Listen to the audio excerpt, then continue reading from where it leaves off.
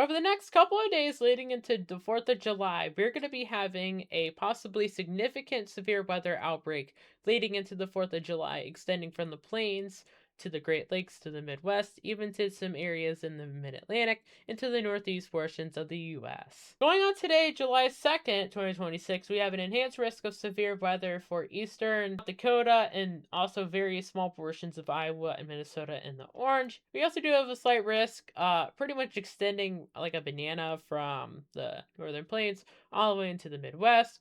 We also do have an area down here in Dixie Alley, or I should say, really just the southeast, but for Tennessee and the northern parts of the sister states. And then also we have an isolated chance over here in western Kansas for severe weather.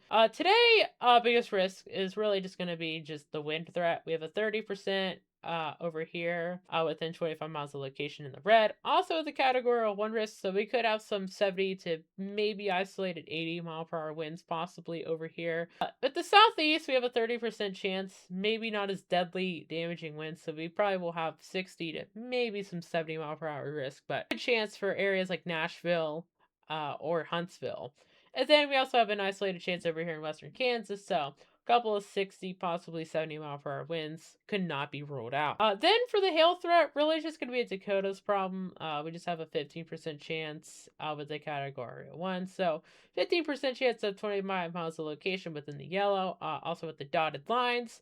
Could have some large hail up to 2 inches possible, extending from the Dakotas even into northern Nebraska. For the tornado threat, really just going to be isolated anywhere in the green. Could have a tornado or two here, there in the northern plains, and even some portions of the Midwest as well. Going into tomorrow, July 3rd, 2026, we have an enhanced risk of severe weather for eastern Nebraska and western Iowa, pretty much along the border. We also have a very long slight risk in the yellow from the plains all the way over through the Great Lakes, southern Great Lakes, into parts of the Mid Atlantic and Northeast as well. For this day, it's really just going to be the wind risk is going to be the biggest problem with along the Nebraska Iowa border. We have a 30% chance of some damaging winds, possibly with that as well, up to 70, maybe 80.